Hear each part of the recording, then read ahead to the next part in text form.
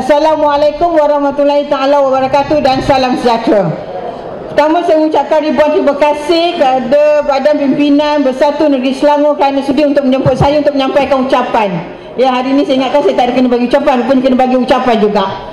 Dalam hari ini kita mendengar suara-suara banyak yang kita dengar untuk mendesak agar pilihan raya ke-15 diadakan sekarang. Kalau boleh mereka nak adakan semalam ataupun kemarin lagi. Tapi tuan-tuan dan puan-puan, kita perlu rasional dalam keadaan sekarang. Sebagai Menteri Pembangunan Wanita, Keluarga dan Masyarakat, kita telah mengenal fasiliti sebanyak 6,010 pusat pemindahan sementara untuk mangsa-mangsa banjir di seluruh Malaysia.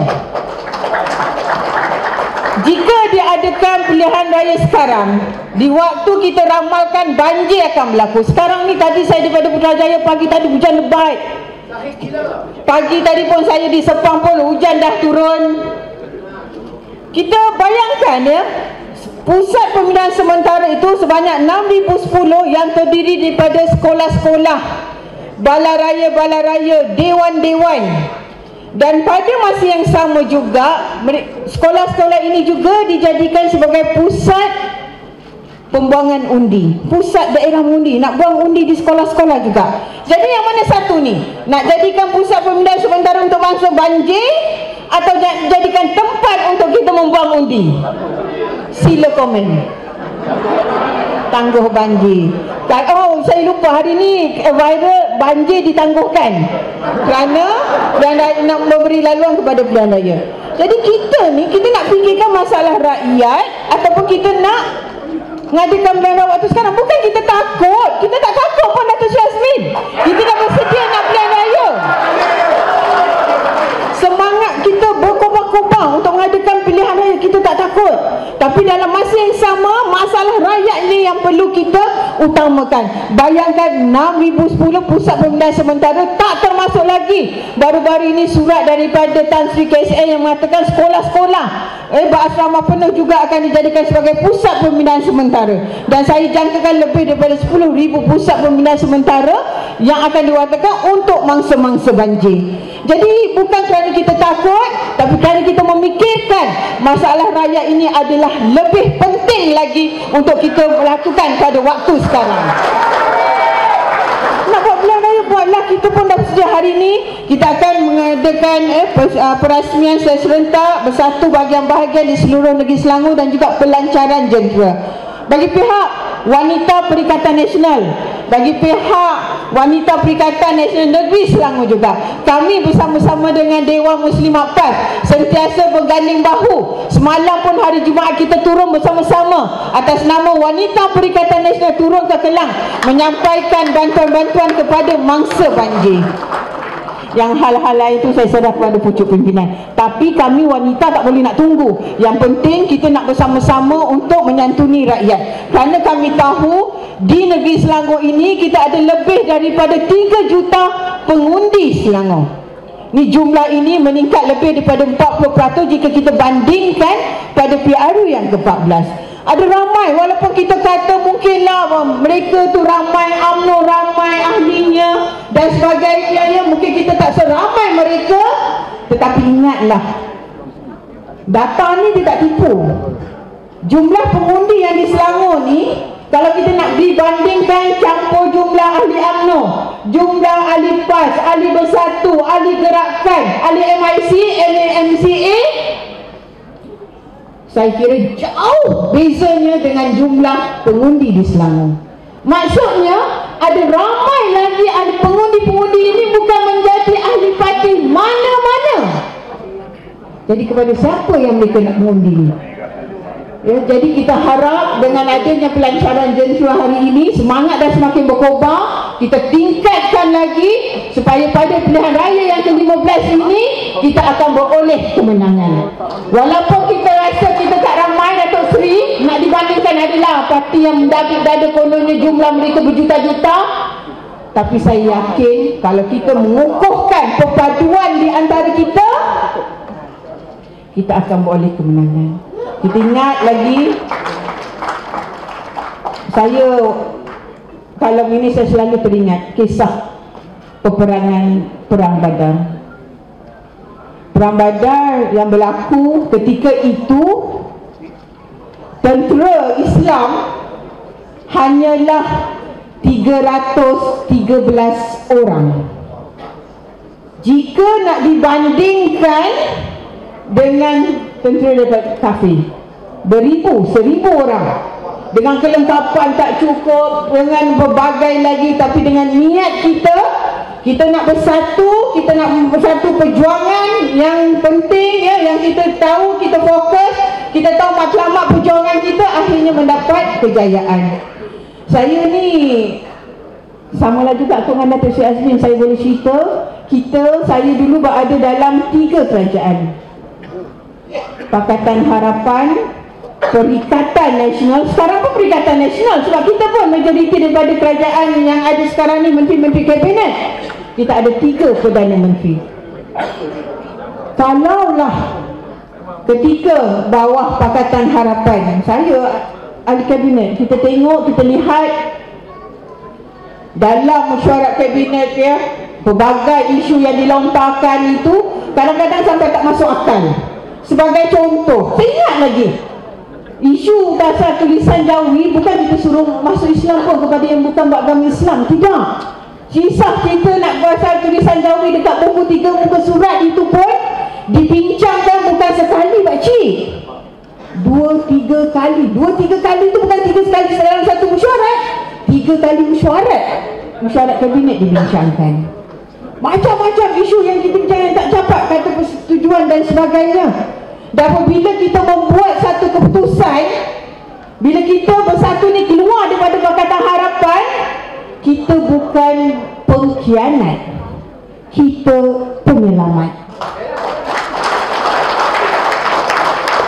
Atas kesedaran nak menyelamat, nak membantu rakyat dengan fokus yang lebih besar lagi, yang kita rasa tak betul ni. Banyak juga manifesto-manifesto masa nak dibuat tu tak dapat dilaksanakan. Banyak juga yang perkara dibincang tak dapat persetujuan yang sepatutnya demi untuk kepentingan rakyat. Asal minta bajet je tak ada duit. Saya masa tu Menteri KPLB, jaga luar bandar. Jadi atas hasrat itu, bila kita keluar daripada Pakatan Harapan, kita sebenarnya nak membantu, nak menyelamatkan rakyat. Kalau kita pentingkan diri kita sendiri, kita duduk je dalam tu. Datuk Sri Azmin, kita tetap jadi menteri. Kita boleh je, tak kisah, kita boleh je duduk dalam tu. Kalau kita pentingkan diri kita sendiri.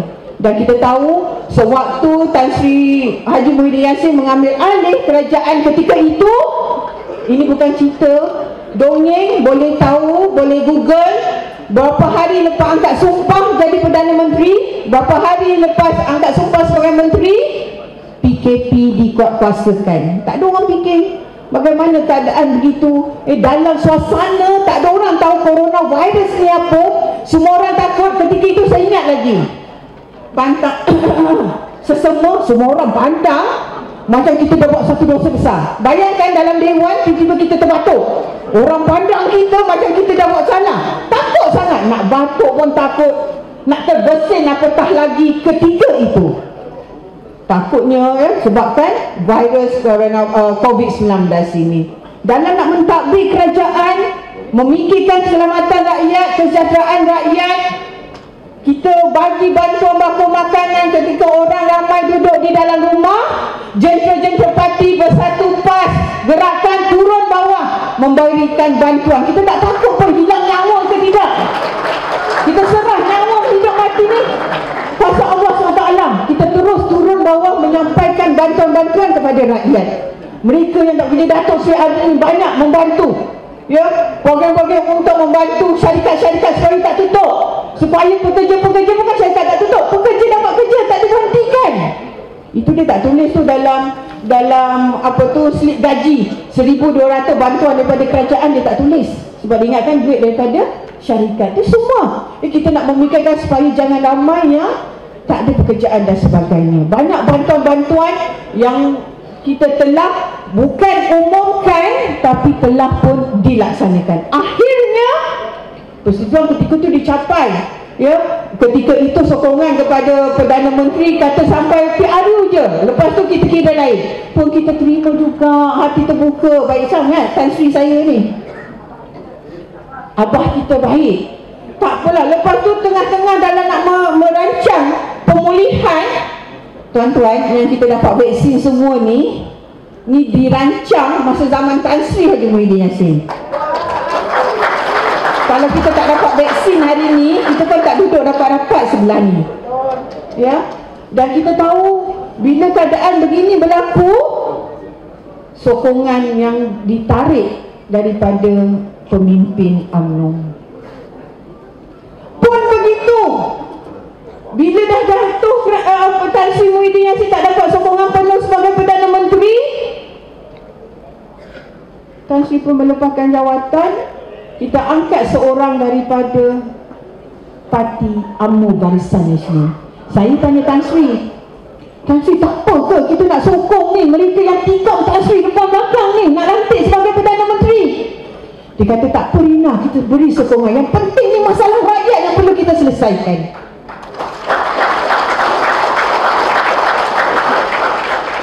Dia mengarahkan kami ahli-ahli parlimen untuk memberi sokongan penuh kepada Datuk Seri Ismail Sabri sebagai Perdana Menteri.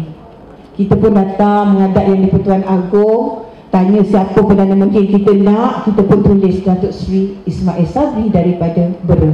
Kita tulis daripada mana? Parlimen Bera.